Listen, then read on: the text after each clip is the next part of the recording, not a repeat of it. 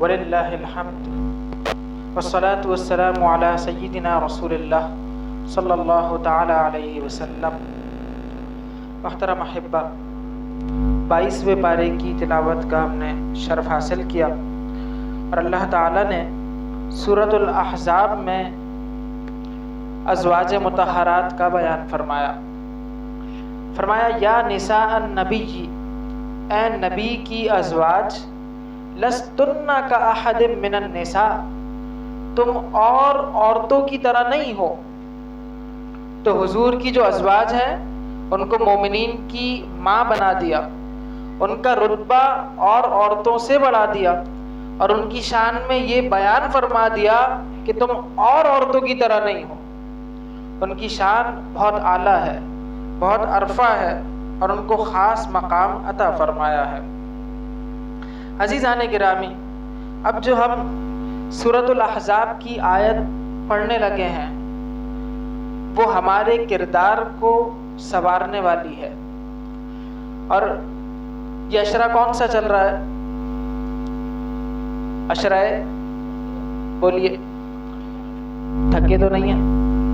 اشرا مغفرت، ٹھیک۔ تو اشرا مغفرت میں اگر ہم قرب خاص حاصل کر لیں تو اس کے لیے یہ آیت بہت ہی مفید ہے۔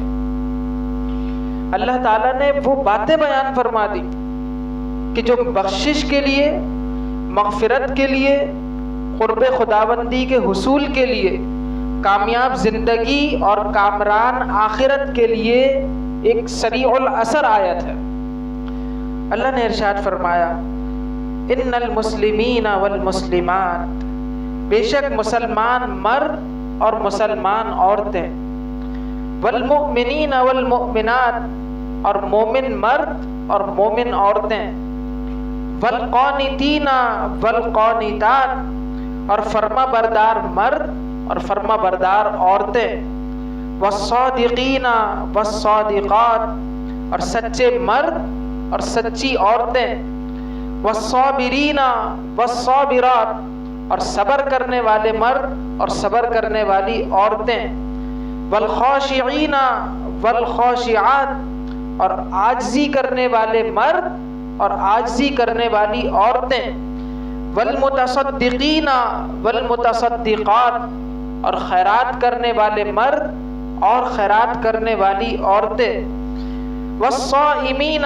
والصائمات، اور روزے رکھنے والے مرد اور روزے رکھنے والی عورتیں، والحافظین فروجہم والحافظات، اور اپنی پارسائی کی حفاظت کرنے والے مرد اور عورتیں، والذاکرین اللہ کثیرا والذاکرات، اور اللہ کو بہت یاد کرنے والے مرد اور عورتیں۔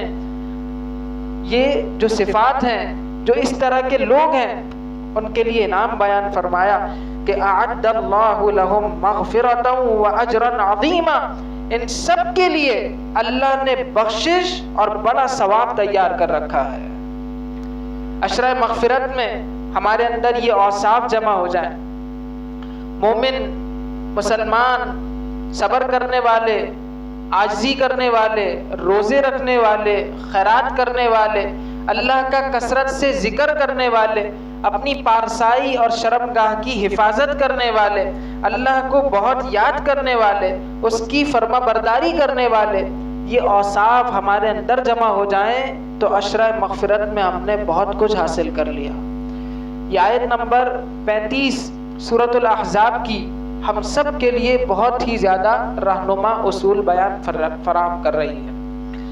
اللہ تعالیٰ نے آگے ایک اصول اور قانون بتا دیا، فرمایا وما کان لمؤمن ولا مؤمنہ، اور کسی مسلمان مرد اور عورت کے لیے یہ نہیں ہے، یہ جائز نہیں ہے کہ اذا قضى اللہ ورسولہ امرا، کہ جب اللہ اور اس کے رسول کسی چیز کا حکم فرما دیں، کوئی فیصلہ فرما دیں، ان یکون لہم الخیارہ، تو انہیں اپنے معاملے کا کچھ اختیار باقی رہے، تو یہ نہیں ہے۔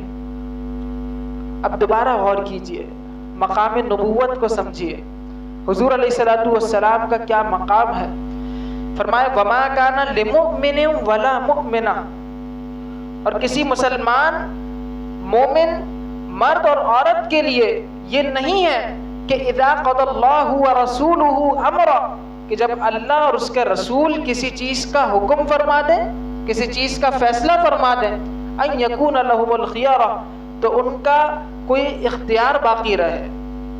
جب اللہ اور اس کے رسول کا فیصلہ آ گیا تو وہ اٹل ہے، بس مرضی مولا از ہما اولا۔ اذا قضى اللہ کے ساتھ ورسولہ بھی بیان فرمایا تو پتہ چلا کہ اللہ کے ساتھ اس کے رسول کی بھی اہمیت ہے، اللہ کی بھی اہمیت ہے اور اس کے رسول علیہ السلام کی بھی اہمیت ہے۔ تو جہاں اللہ کے فرامین کو فراموش نہیں کر سکتے، وہیں اس کے حبیب علیہ السلام کے فرامین کو بھی فراموش نہیں کر سکتے ہیں۔ اور اس وقت ایک بہت بڑا فتنہ انکار حدیث کے نام سے ہمارے سامنے ہے کہ احادیث کی جو حجیت ہے، احادیث کا جو دلیل ہونا ہے، اس کو مشکوک کر دیا جاتا ہے۔ اور کئی لوگوں کو گمراہ ہوتے ہوئے جو دیکھا ہے، اس کی پہلی سیڑھی احادیث سے منحرف ہونا ہے کہ حدیثیں نہیں حدیثیں ان کے تو مختلف الفاظ ملتے ہیں، یہ تو بعد میں جمع ہوئی ہیں، جبکہ اس پر اتنا بہترین کام کیا ہے۔ اسماء الرجال کا ایک پورا علم ہے، ایک پوری سائنس ہے، جس کے ذریعے ایک چھنی کی طرح ایک ایک راوی کو چھان دیا ہے۔ لیکن جب بھی کوئی بندہ گمراہ ہوتا ہے تو ان گمراہیوں میں ایک بڑی وجہ احادیث کا انکار کرنا ہے۔ اور ایسے بہت سے پروفیسرز آپ کو مل جائیں گے، ایسے بہت سے لوگ مل جائیں گے جو احادیث کو فراموش کرتے ہیں اور پھر اپنی رائے سے قرآن کو بیان کرتے ہیں۔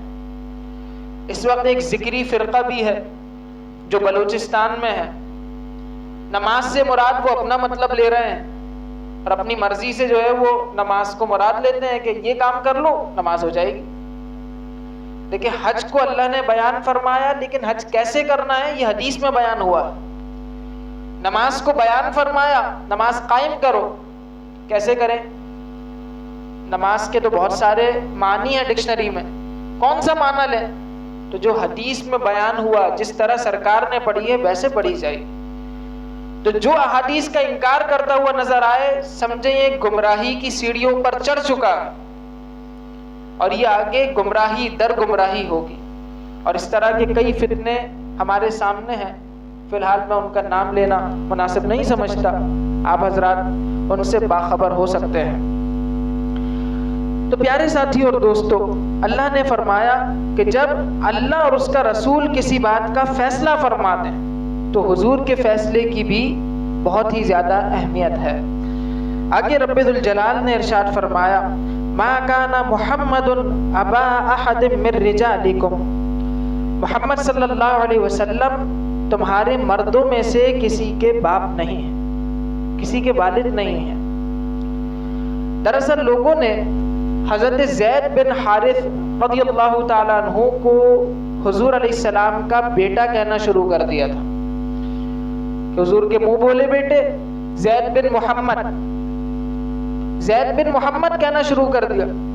تو اللہ تعالیٰ نے اس کو پسند نہیں فرمایا، فرمایا محمد صلی اللہ علیہ وسلم تمہارے مردوں میں سے کسی کے باپ نہیں ہیں، ہاں مسلمانوں کے روحانی والد تو ہیں، جو استاد ہے وہ بھی روحانی والد ہوتا ہے، حضور علیہ السلام روحانی اعتبار سے تو والد ہیں لیکن حقیقی والد نہیں ہیں ہمارے۔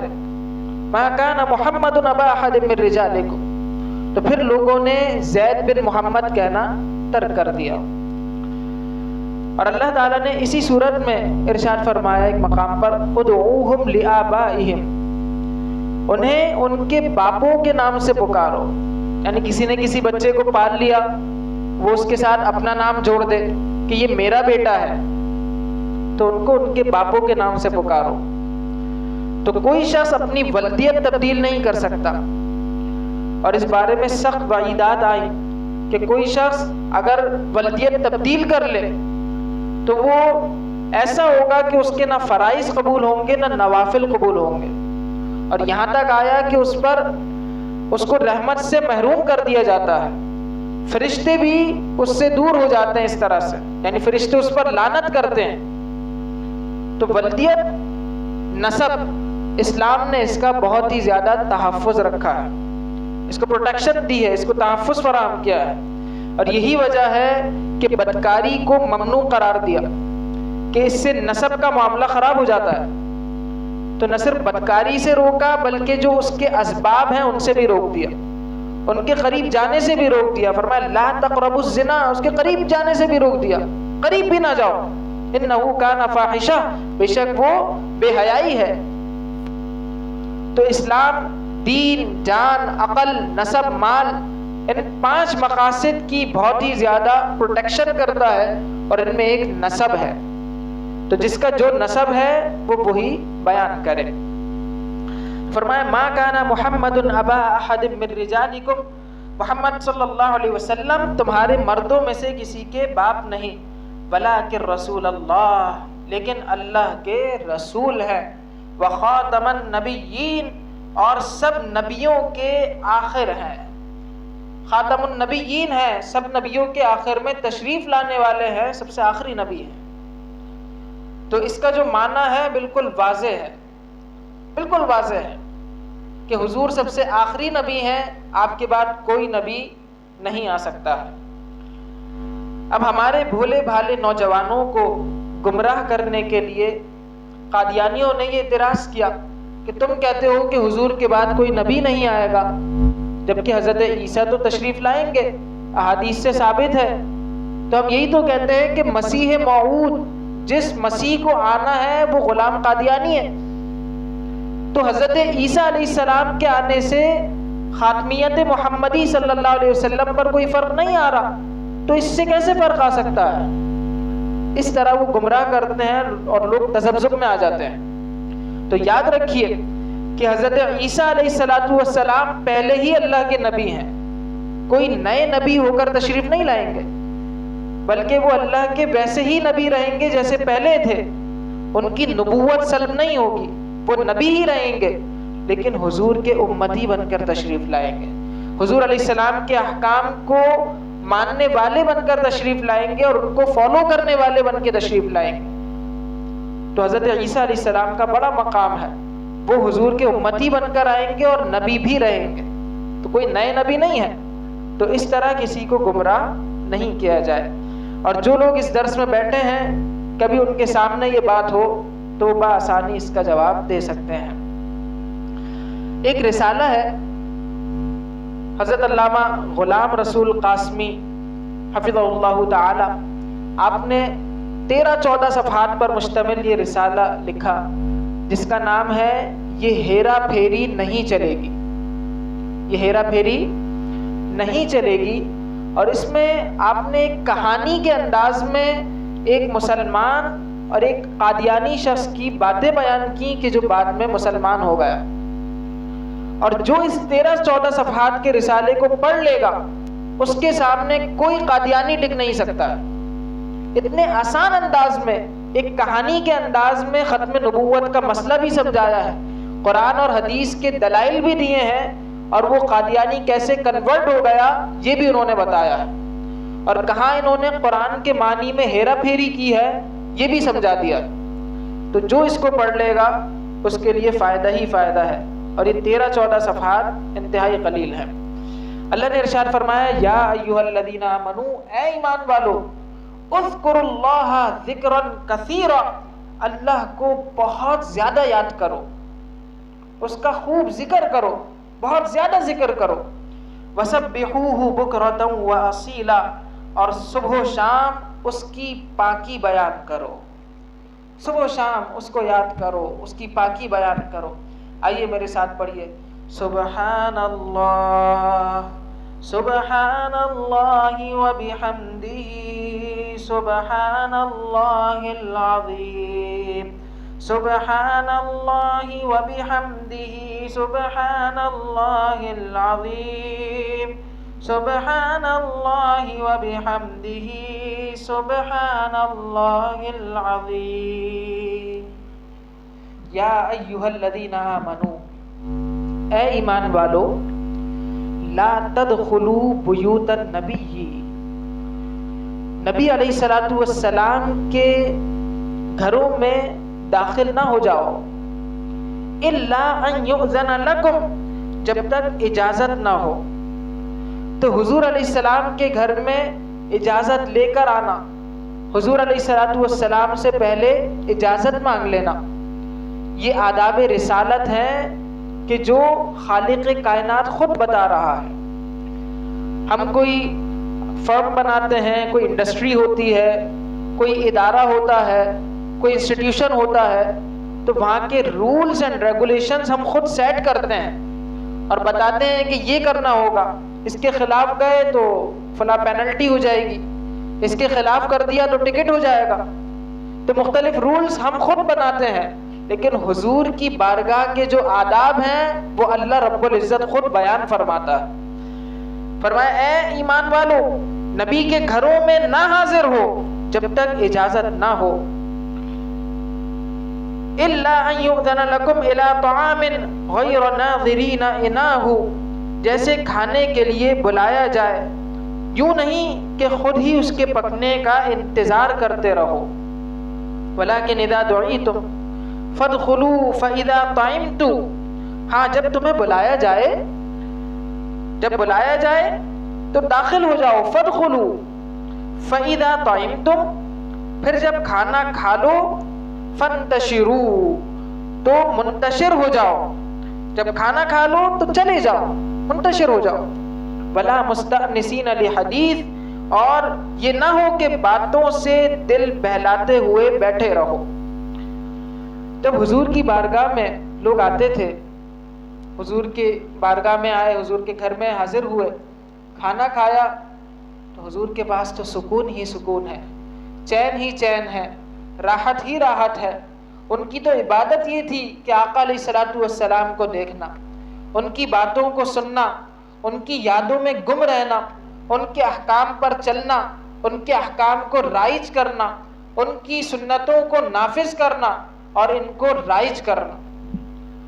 تو وہاں پر زیادہ سکون ملتا تھا تو لوگ بیٹھ جاتے تھے، اور حضور علیہ السلام لوگوں سے یہ کہنا کہ یہاں سے چلے جاؤ، آقا علیہ السلام کو پسند نہیں آتا تھا کہ میں کہوں، حضور اس میں شرم محسوس فرماتے تھے۔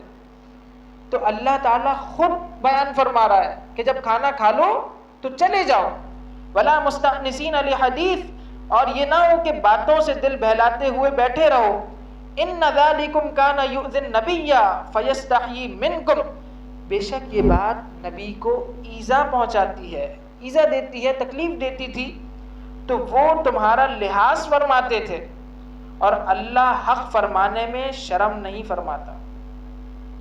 کیسے پیارے انداز میں حضور کے گھر کے آداب خود اللہ بیان فرما رہا ہے۔ پھر آگے بیان کیا، ان اللہ، بے شک اللہ، وملائکتہ، اور اس کے فرشتے، یصلون علی النبی، نبی علیہ السلام پر درود بھیجتے ہیں۔ یا ایھا الذین آمنوا، اے ایمان والو، صلو علیہ وسلموا تسلیما، ان پر درود اور خوب سلام بھیجو۔ اللہ درود بھیجتا ہے، فرشتے درود بھیجتے ہیں، دعائے رحمت کرتے ہیں، اے ایمان والو تم بھی خوب درود بھیجو، خوب سلام بھیجو۔ آئیے ہم بھی حضور کی بارگاہ میں درود پڑھتے ہیں۔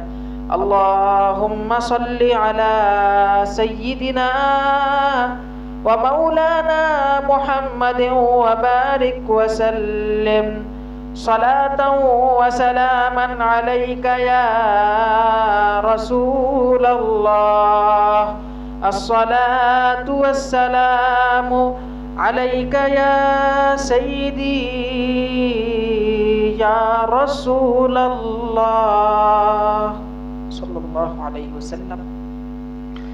اپنے درس کو ہم یہیں پر اختتام کی جانب لاتے ہیں کہ اللہ نے بیان فرمایا، ان الذین یؤذون اللہ ورسولہ، بے شک جو لوگ اللہ کو اذیت پہنچاتے ہیں، ورسولہ، اور اس کے رسول کو اذیت دیتے ہیں، لعنہم اللہ فی الدنیا والآخرہ، اللہ نے دنیا اور آخرت میں ان پر لعنت فرمائی ہے، ان کو رحمت سے محروم کر دیا ہے، اور ان کے لیے اللہ نے ذلیل کرنے والا، رسوا کرنے والا عذاب تیار کیا ہے، اس کا بیان فرمایا۔ تو جو اللہ اور اس کے رسول کو تکلیف پہنچائے، حضور کی شان میں گستاخی کرے، نازیبہ کلمات کہے، شان رسالت مآب علیہ السلام میں گستاخی کر بیٹھے تو وہ اللہ کو تکلیف پہنچانے والا ہے۔ اللہ ان کیفیات سے اگرچہ پاک ہے، اس کو فیلنگز نہیں ہوتی۔ ہمیں کوئی مارے تو فیل ہوتا ہے، کوئی اچھے کلمات کہے تو اس کا اثر ہوتا ہے، کوئی برے کلمات کہے تو اس کا اثر ہوتا ہے، کوئی تحفہ پیش کرے تو اس کا اثر ہوتا ہے، کوئی پریشان کر دے تو اس کا اثر ہوتا ہے۔ لیکن اللہ ان تمام فیلنگ سے پاک اور صاف ہے، مگر پھر بھی فرمایا کہ جو اللہ کو اذیت دیتے ہیں، تو جو شخص حضور کی شان میں گستاخی کرے تو گویا وہ اللہ کو اذیت دینے والا ہے، اللہ تعالیٰ اس کو عذاب میں گرفتار کرے گا۔ تو یہاں سے غور کرنا ہے کہ حضور کی گستاخی سے، بے ادبی سے خود بھی محفوظ رہنا ہے اور گستاخوں سے بھی دور رہنا ہے۔ اور آگے بیان فرمائے ملعونین، وہ اللہ کی رحمت سے محروم ہیں، اینما ثقفوا، جہاں پائے جائیں، اخذوا، پکڑ لیے جائیں، وقتلوا تقتیلا، اور قتل کیے جائیں، گن گن کر قتل کیے جائیں۔ تو گستاخ رسول کی ایک ہی سزا، سرتن سے جدا، سرتن سے جدا۔ تو یہ کام اسٹیٹ کا ہے، ریاست کی ذمہ داری ہے کہ قانون بنا ہوا ہے، 295C موجود ہے، اور اس میں ہمارے اسلاف بزرگوں کی بڑی محنتیں ہیں کہ جس کے نتیجے میں یہ قانون موجود ہے۔ یہ ریاست کی ذمہ داری ہے کہ قانون پر عمل کرتے ہوئے گستاخوں کو کیفر کردار تک پہنچائے۔ اور آج جمعۃ المبارک میں ہم نے فتح مکہ کا وہ واقعہ بھی بیان کیا کہ جب عام معافی دی گئی، لیکن وہ گستاخ ابن قتل جو کعبۃ اللہ کے غلاف سے چپٹا ہوا تھا، اس کو قتل کرنے کا حکم دیا گیا۔ تو گستاخ نبی کے لیے کوئی معافی نہیں ہے، کوئی اس کے لیے ہمدردی نہیں ہے، اس کے لیے اللہ تعالیٰ نے موت رکھی ہے اور دردناک عذاب ہے۔ پھر اس کی تفصیل ہے، کسی موقع پر انشاءاللہ بیان کریں گے۔ وما توفیقی الا باللہ العلی العظیم۔